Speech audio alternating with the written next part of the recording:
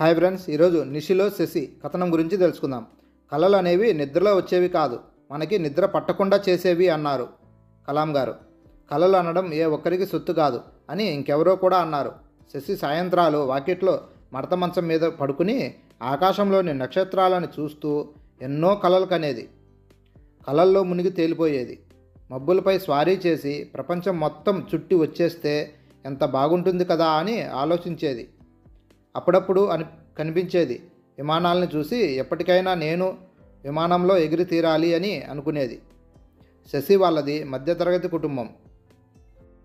వాళ్ళకి వచ్చే కొద్దిపాటి సంపాదనతో ఎలాగో సరిపెట్టుకుని బతుకుతున్నారు.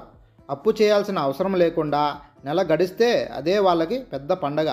శశి తన చెల్లెలితో పాటు ప్రభుత్వ పాఠశాలలో చదువుకుంటుంది. స్వతహాగా తెలివైంది కావటం వల్ల చదువులో ఎప్పుడు ముందే ఉండేది. అది చూసి వాళ్ళమ్మ తెగ సంబరపడిపోయేది.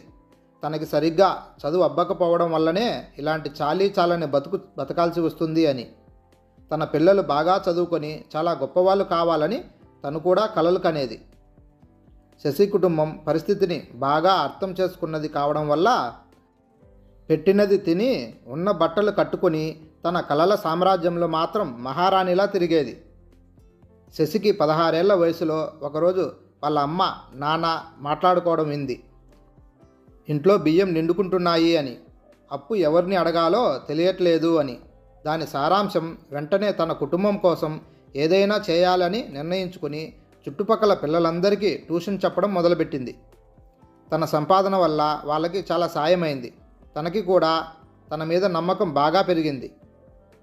శశికి 17 ఏళ్ల వయసులో వాళ్ళ అమ్మకి చెప్పేసింది, అమ్మా నేను ఇంజనీరింగ్ చదివి యూకే వెళ్ళి ఎంఎస్ చదువుతాను అని. వాళ్ళ అమ్మకి ప్రపంచ పటంలో యూకే ఎక్కడ ఉంటుందో తెలీదు. ఎంఎస్ అంటే ఏంటో అస్సలు తెలియదు. కూతురు మాటలు విని చాలా గర్వంగా అనిపించినా తమకి అంత స్తోమత లేదు అని గుర్తుకు వచ్చి ఆ దేవుడి మీద భారం వేసింది. నా పిల్లల్ని నువ్వే ఓ గట్టుకు చేర్చు తండ్రి అని. ఆతృత కొద్దీ తనకు తెలిసిన నలుగురిని అడిగేది అమాయకంగా. మా అమ్మాయి ఇంజనీరింగ్ చదువుతానంటుంది, అది మంచిదేనంటారా, దానికి ఉద్యోగాలు వస్తాయంటారా అని. అబ్బో అది చాలా గొప్ప చదువు, ఉద్యోగానికి డోకా లేదు అని వాళ్ళు అంటే మనసులోనే ఎగిరి గంతులు వేసేది. మొత్తానికి ఇంజనీరింగ్ చదవాలంటే ఏ ఎంట్రన్స్ రాయాలి అని తెలుసుకొని ఆ పుస్తకాలు కొనుక్కుని తానే చదవటం మొదలెట్టింది శశి.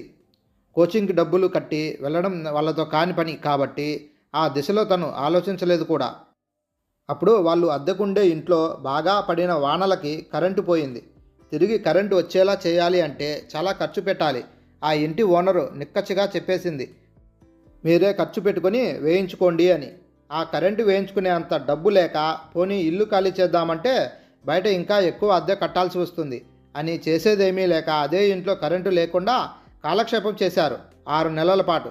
సాయంత్రం 6 కల్లా వెలుగుండగానే అన్నం తినేసి ఒక లాంతరు తీసుకుని డాబా మీదకి వెళ్ళి రాత్రి వరకు చదువుకునేది. గొప్ప గొప్ప వాళ్ళంతా వీధి దీపాల్లో చదువుకుని పైకొచ్చారు కదా, నేను కూడా పైకొస్తాను అని తనలో తనే మురిసిపోయేది.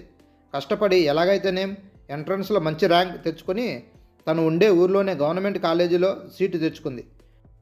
ఫ్రీ సీట్ అయితే తెచ్చుకుంది, కానీ ఇంజనీరింగ్ పుస్తకాలు కొనాలంటే చాలా ఖర్చు కాబట్టి ఇంకేం చేయొచ్చు అని ఆలోచించి ఉదయం ఇంటికి వెళ్ళి చెప్పే ట్యూషన్స్, హోమ్ ట్యూషన్స్ రెండూ ఒప్పుకొని సాయంత్రం తన ఇంటి దగ్గర ట్యూషన్స్ ఇంకా తన కాలేజీ ఇలా ఒక నిమిషం కూడా ఖాళీ లేకుండా చాలా కష్టపడి ఇంజనీరింగ్ పూర్తి చేసింది.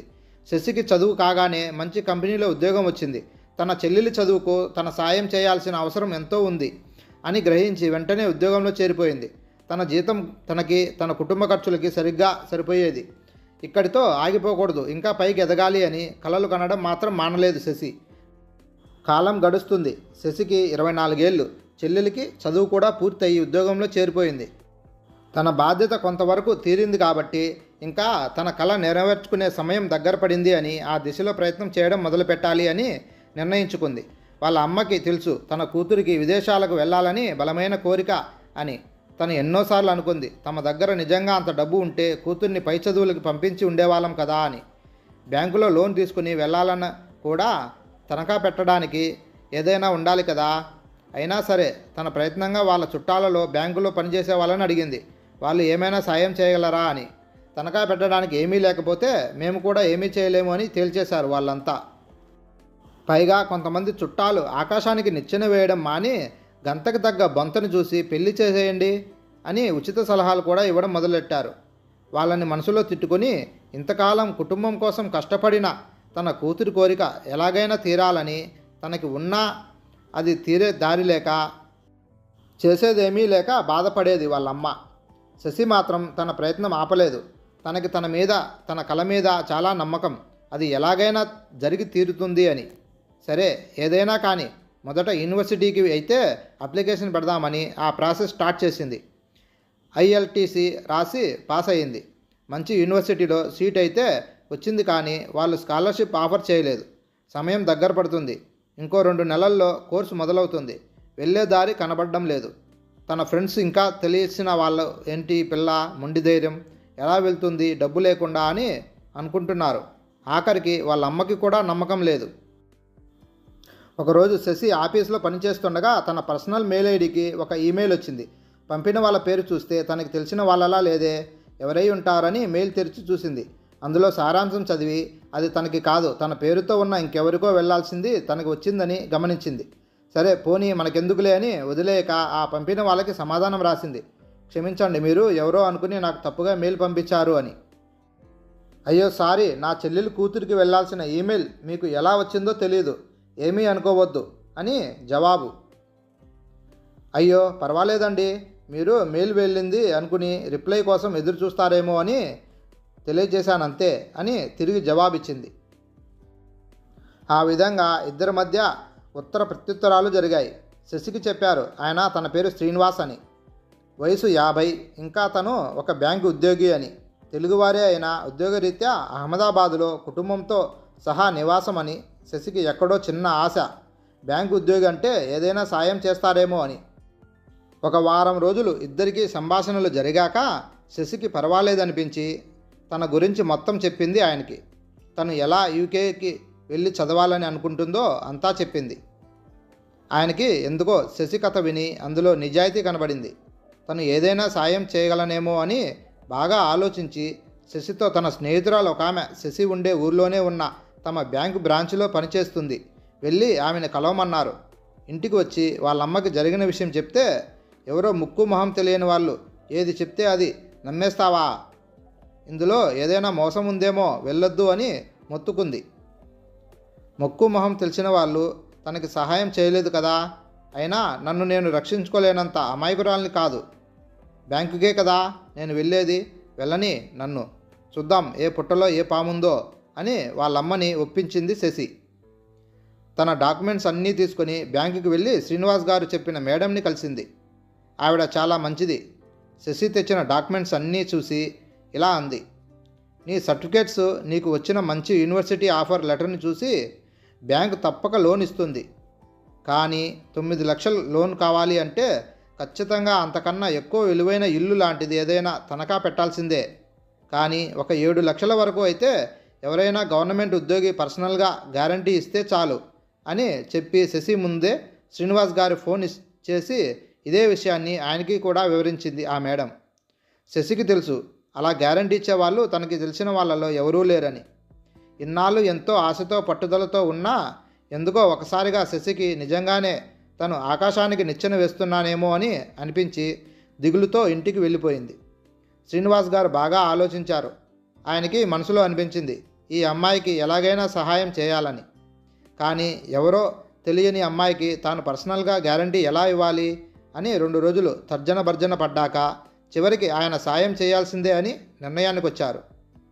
తన ప్రొవిడెంట్ ఫండ్ని షూరిటీగా పెట్టి శశికి 7 లక్షల లోన్ శాంక్షన్ చేయించి మిగిలిన డబ్బు ఆయనే పర్సనల్గా అప్పుగా కూడా ఇచ్చారు. శశి ఆనందానికి హద్దులు లేవు.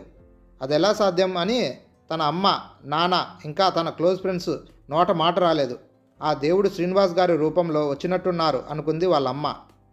నాకు ఉద్యోగం రాగానే మీ అప్పు ఇంకా బ్యాంకు లోన్ అన్నీ తీర్చేస్తాను, మీ నమ్మకాన్ని ఒమ్ము చేయను అని శతవిధాల శ్రీనివాస్ గారికి కృతజ్ఞతలు చెప్పి శశి వెంటనే వీసాకి అప్లై చేసింది. 3 రోజుల్లో వీసా రావడం, యూకేకి బయలుదేరడం వెంటనే జరిగిపోయాయి. మొట్టమొదటిసారిగా విమానం ఎక్కడం అనే ఆ అనుభవం చాలా కొత్తగా చాలా బాగుంది శశికి. ఆ విమానం అలా గాల్లో ఎగురుతుంటే కింద దూది పింజల్లా తేలిపోతున్న మేఘాలని చూసి తనకి చిన్నప్పుడు మేఘాలపై స్వారీ చేయాలనే తన కల గుర్తుకు వచ్చి ప్రపంచాన్ని జయించినంత సంబరపడిపోయింది. శశి చదువు పూర్తి చేసుకుని యూకేలోనే ఉద్యోగంలో చేరి సంవత్సరంలోపే లోను మొత్తం తీర్చేసింది. ఎన్నోసార్లు అడిగింది శ్రీనివాస్ గారిని, నన్ను ఎలా నమ్మారు? నేనెవరో తెలియకుండా కనీసం నన్ను ఒక్కసారి కూడా కలవకుండా అని. ఏమో నాకు తెలీదు, ఎవరో నీకు సాయం చేయమని నాకు గట్టిగా చెప్పినట్టు అనిపించి చేశాను అంతే అని అంటారు ఆయన. ఇది నిజంగా జరిగిన కథ అని చెప్తే ఎవరూ నమ్మరు. నీ మనసు స్వచ్ఛమైనది, సంకల్పం బలమైనది అయితే నీ కలలన్నీ నిజమై నీ ముందు నిలబడతాయి అనడంలో సందేహం ఏమైనా ఉందా? హాయ్ ఫ్రెండ్స్, ఈ కథ మీకు నచ్చినట్లయితే please like and subscribe friends.